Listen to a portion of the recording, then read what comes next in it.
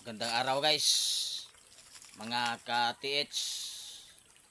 At bago tayo magsimula mga ka-TH ay tayo ay mag-shoutout muna sa lahat ng nanonood ng aking video mga ka-TH. Shoutout po sa inyong lahat mga ka-TH.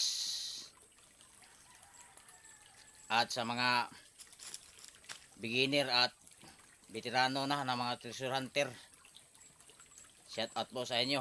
At sa mga gustong magpa-shoutout ay mag-comment lamang kayo dyan sa ating comment section ng shoutout para ating ibanggit ang inyong mga pangalan at ating i-shoutout. At paki-like and subscribe na lang po mga katets para dumami pa ang aking mga kaibigan. At magsimula tayo mga katets.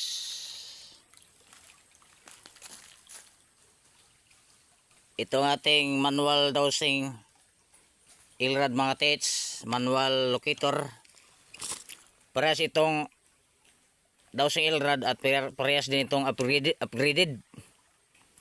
Ang kaibahan nito mga katets, itong isa meron itong anti-decoy at power load, pero wala itong liquid metal mercury. Ito ay panglukit lamang. Ito aking ginagamit sa panglukit ng digging spot mga katets, dahil magaan lang ito mga katets. At meron na itong pang anti-magnetic rock. Itong ating pangalawang dowsing ILRAD mga katets, ito ay upgraded na rin. Meron na itong power load at anti-decoy. Ang kaibahan dito ay meron tayong lagay dito na dito at dito. Meron tayong nilagay dito na liquid metal mercury. At kung ito ay meron na locket, meron na locket na digging spot, ito natin gagamitin pang estimate ng lalim. Magkaiba kasi ang mayroong liquid metal mercury dahil ito ay mabigat. At hindi pa natin i-reveal ang kung paano ito in-upgrade mga katets, dahil tayo ay beginner pa lamang at wala pa itong history at hindi pa tayo nakakakuha mga katets. Tayo beginners pa lamang at nagsisimula pa lamang. Saka natin i-reveal ito mga katets kung ito ay nakakuha na. At dito tayo sa ating treasure sign ngayon mga katets. Yan ang ating treasure sign mga katets.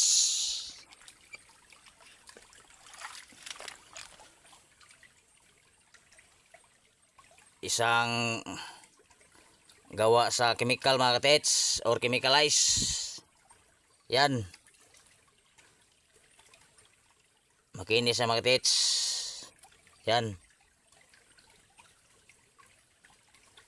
parang gawa sa chemical mga katets. At tingnan natin doon sa ating kudigo mga katets.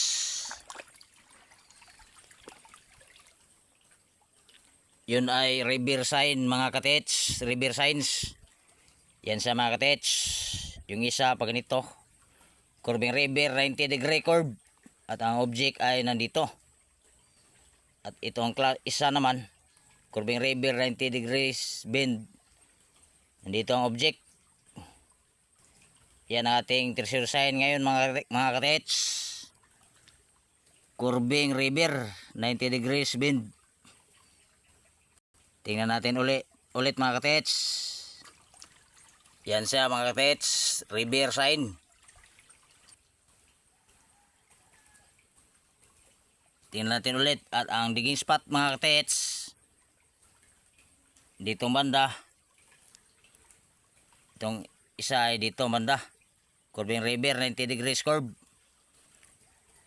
Dito daw ang digging spot mga katets or object. At dito na tayo sa detection mga katits. Locate natin kung nasaan ang ating digging spot na huhukayin. Ito na ating dowsing ilrad mga katits na mayroong liquid metal mercury dito at dito. Fire load at anti-decoy at liquid metal mercury. Locate natin mga katits ay gold. Doon siya nagtuturo mga katits. At ang ating binabala dito ay gold wire. Yan siya mga katits. Yan ang ating treasure sign mga katits. Lapitan natin.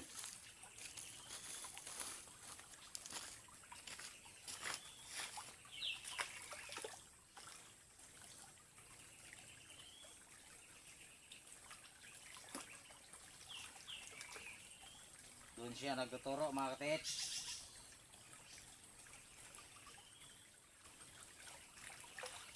Ang detection mga katits ay nagtuturo doon sa kanyang harapan mga katits.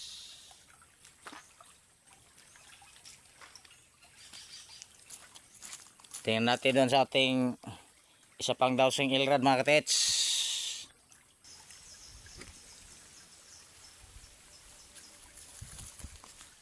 Try natin itong isa lang ating gagamitin mga katits. Dahil pwede na rin itong semi long range locator mga katits. Dahil meron na itong liquid metal mercury. Merong power load at anti-decoy. At ito ay malakas din umiikot mga katits. Para na rin semi long range locator mga katits. At ito ang ating bala. Gold wire mga katits. Itong isa lang muna ating gagamitin mga tits. Try natin. Dahil wala rin tayong taghawak ng ating kamera. Yan na siya mga tits. Locate natin mga tits. Kung nasaan. Yan natin tisusain mga tits. Dito siya sa harapan nagtuturo mga tits. Sundan natin mga tits.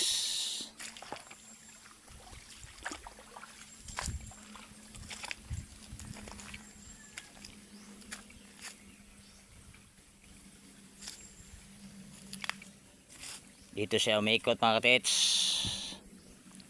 Similong range locator ito mga katits. Malakas itong umiikot mga katits dahil meron itong liquid metal mercury. At ito na rin ang ating pangsukat ng lalim mga katits. Yan. Napakalakas ang ikot mga katits. Try natin sa dalawang dowsing ilrad mga katits. Try natin ulit mga katits. Yan. Dito ang aura of gold mga katits. At dito ang tunnel entrance na ginawa ng mga Hapon mga katits.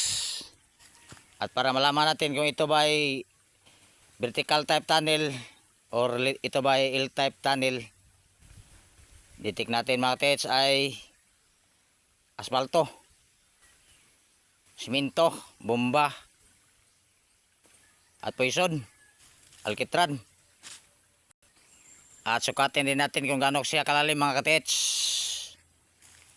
Yan. Ating ibabala mga katits ay espalto. Yan. Dahil ating ilulukit ay espalto. Dito sumisingaw ang aura of gold mga katits. At ating i-detect ay espalto mga katits. Dito natin itatapat sa aura of gold mga katits. Para malaman natin kung ito ba ay vertical tunnel or letter L type tunnel. Yan mga katits, hindi siya umiikot dito sa aura of gold mga katits. Na ating binabalahan ng espalto. Nagtuturo siya doon. Ibig sabihin, ito ay letter L type tunnel mga katits. Yan. Doon ang drifting mga katits. Nandoon ang deteksyon ng espalto. At dito ang deteksyon ng aura of gold. Yan. Yan ating treasure sign mga katits. River sign. Yan ay nakaharap dito sa puno ng kawayan. Yan.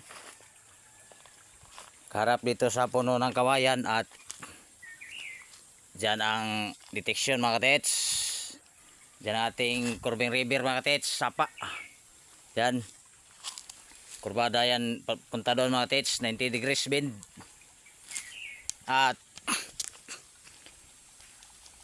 dito na tayo sa dimension ng item mga katits. Ay nasa 1/2 or 1 feet by 2 feet mga katits. 1 box 1 feet by 2 feet.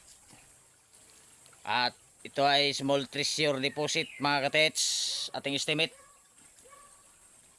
At bago tayo maghukay mga katits, ay mahalaga na meron tayong sukat or estimate kung gaano ba kalalim ang ating hukayin mga katits.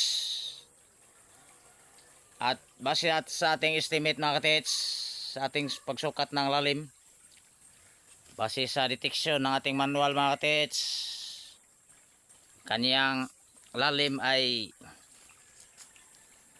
8 meters. At letter L type tunnel mga katits, 8 meters at letter L type tunnel. Yan mga katits. At di natin sasabihin kung ilang metro ang vertical mga katits at ilang metro din ang horizontal. Basta 8 meters equal mga katits, equals 8 meters little L type tunnel mga katits.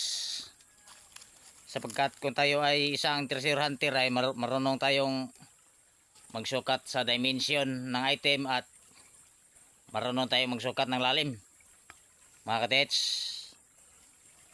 At sa mga beginners tulad ko mga katits na gustong makabingo ay manonood tayo sa mga videos ng mga veteranong treasure hunter mga katits para tayo ay makabingo or makahits. At panoorin nyo rin ang aking video mga katits, baka sakaling makatulong. At manood din ako sa mga video nyo mga katits. Yan. At yan, at paki-like and subscribe na lang mga katits para dumami pa ang aking mga kaibigan. At thank you for watching mga katits.